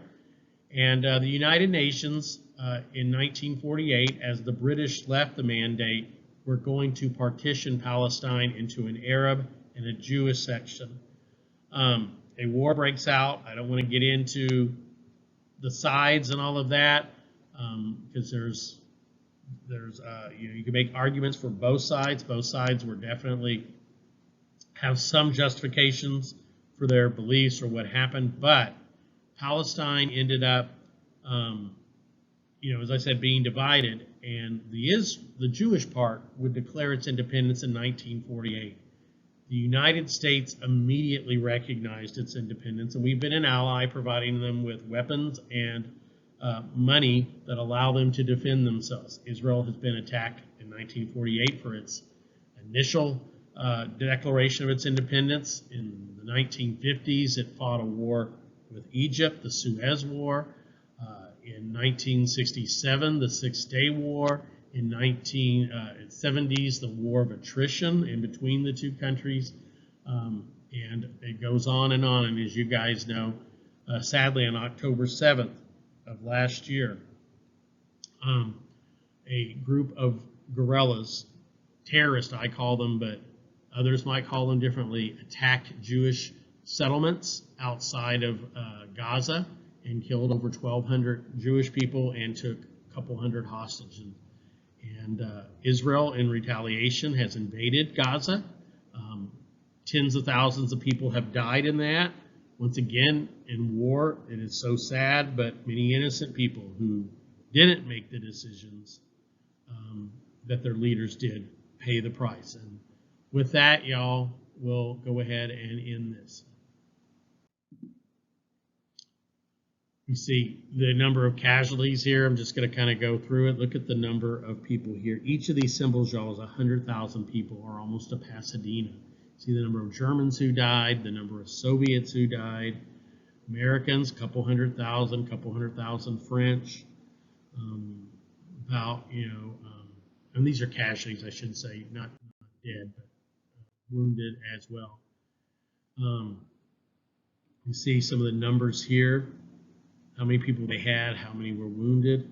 You look at Germany, over 7 million dead. The Soviet Union, at least 14 million. Some people think even higher. United States, it says with wounded, 670,000, almost 300,000 dead. I was kind of missing these here. Germany lost 3 million people, but 7 million wounded. And the USSR, 8 million wounded, or dead, 14 million wounded, but I've heard much, much higher numbers than that. When this war is over, there's two major superpowers that will sadly become enemies of each other in a Cold War, the United States and the Soviet Union. Germany would turn out not to be divided just temporarily. The Soviet section would not unite with the Soviet Eastern section would not unite with the French, British, and American sections, which created the country of West Germany. And there's going to be a series of crises: the Berlin airlift of 1948 and the Berlin Wall of 1961. Europe is going to be left divided into a democratic, capitalist West and a communist, authoritarian Eastern Europe that will not change until 1989. Y'all, Mr. Deeds already had been teaching for several years at that point. The United Nations is created and has been more successful stopping wars than the League of Nations. Then you see its various organizations. I've mentioned the Nuremberg war crimes. You see some of the men who were sentenced to death here, some of them who were sentenced to 10 years, 20 years or more. There's Rudolf Hess, the man that helped Hitler write his Mein Kampf. He had actually fled Germany during the war, trying to make a peace with the British. And he'd been arrested. He stayed until he died. In fact, he was like in his 90s, y'all, and he had to, he committed suicide by taking an electrical cord. Supposedly, it was suicide. You think you're in your 90s. Do you really have to commit suicide? Can't you just say heart stop or something? The Japanese were also tried, but we needed them as an ally. And I'll be honest, with what the Japanese did and how it wasn't maybe in the numbers that the Germans did, but in the savagery, what they did to the Chinese and to American and Australian and British prisoners of war, using them as slave labor and things like that. Unit 731 did terrible, terrible medical experiments on people. The Japanese got off relatively lightly for it, at least their soldiers, because we really wanted them to kind of quickly become our friends and be there to be sort of our defender or to help us if we ever went to war with China, which became communist in the late 1940s, or of the Soviet Union. Now, a lot of our future presidents were World War II veterans. It almost kind of became a requirement to be a veteran for a long time to actually be a president. We have John F. Kennedy, who served on a PT boat, Lyndon Johnson, who was a congressman and managed to get on one flight for which he won a medal, kind of a lot of stuff there. Also in the Navy, future President Richard Nixon, Gerald Ford, who succeeded Richard Nixon, Jimmy Carter, who was president in the 1970s, and Ronald Reagan, who was an actor and served in the military, but in an acting role. President, of course, in the 1980s. And then over here, blocked by Mr. D, is George H.W. Bush, who was our last World War II veteran. We had a couple try to run. They were getting pretty old, but they did not win election. And many people have called this the greatest generation. These men were incredibly brave, what they went through and the freedom that they won. And I hope all of this, y'all, I know I've spent about 8 hours on it. I hope you guys appreciate the sacrifice that, in some cases your parents, or not your parents, but your great-great-grandparents and other Americans made to win freedom in the world, to liberate Europe, to liberate the concentration camps, and to give us the world that we have today. We should never, ever forget that our freedom comes at a great price. These people gave up some of their best years, and a lot of them gave up their lives. The space race, as I mentioned, one of the Germans who had worked to build V2 rockets like this one. This is actually in Mexico, New Mexico, because we brought back him and his brother and others who helped us build these weapons, because we needed these weapons to use against our new enemy, the Soviet Union. But later, of course, in the space race, he would help build the Saturn V rockets that would get us to the moon. He'd hoped to go to Mars. The moon was only supposed to be a starting point, but he got cancer and died, and with him a lot of our initial interest passed away. And his name was Wernher von Braun. And of course, the Russians were the first to get a man into space in 1961, Yuri Gagarin. But we, USA, July 20th, 1969, ironically the anniversary of the attempt to kill Hitler. Also, my grandmother's was her 71st birthday when we landed on the moon and walked on the moon. And here you see Neil Armstrong and Buzz Aldrin who did it. Nobody else has landed a man on the moon, right? And it's something Americans can be greatly proud of, and I think something that when America has long kind of been forgotten and enjoyed our best days, that we will remember for. Early computer technology like Colossus that helped break codes came out of it. The Mark I computer. These things, y'all, your most basic cell phone has a lot more computing power than these things that would fill maybe a gymnasium today. And Grace Hopper was an American woman who helped develop some of the first programming language. And she lived until relatively, I say recently, anything in the last 20 or 30 years is recent to Mr. D, but she's sort of the mother of programming languages. And after the war, many of the countries in the former colonized countries, y'all, these countries began to win their independence. India would be granted its independence in the 1940s, I think 1947. A lot of African countries would win their independence. We see these nationalist movements rise up, wanting independence. Here we see a Viet Cong guerrilla after his arrest.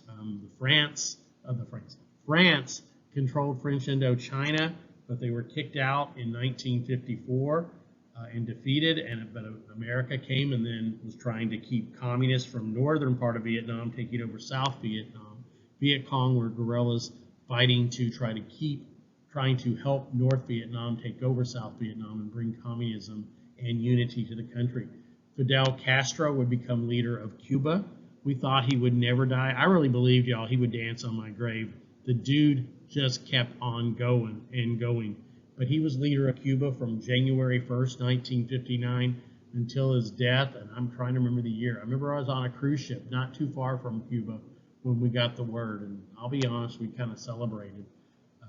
He was an awful man who maybe did some good as far as medical care for people in Cuba, but he was a thorn in the side of the United States. And Yasser Arafat would become the leader of the Palestinian Liberation Organization as it fought to try to win a homeland for Palestinians after partition and after Palestinians had been defeated, many of them fleeing and many others being forced to leave their area, because the story does go both ways. And here are a lot of the countries that got that won their independence. Africa, especially by the 50s and 60s, nearly every country in there had won its independence. As I said, India, and India would be partitioned into a Muslim West Pakistan and East Pakistan, now Bangladesh, or you see French Indochina. The Dutch East Indies will win its independence, or be given its independence from the Netherlands, and today is the country of Indonesia.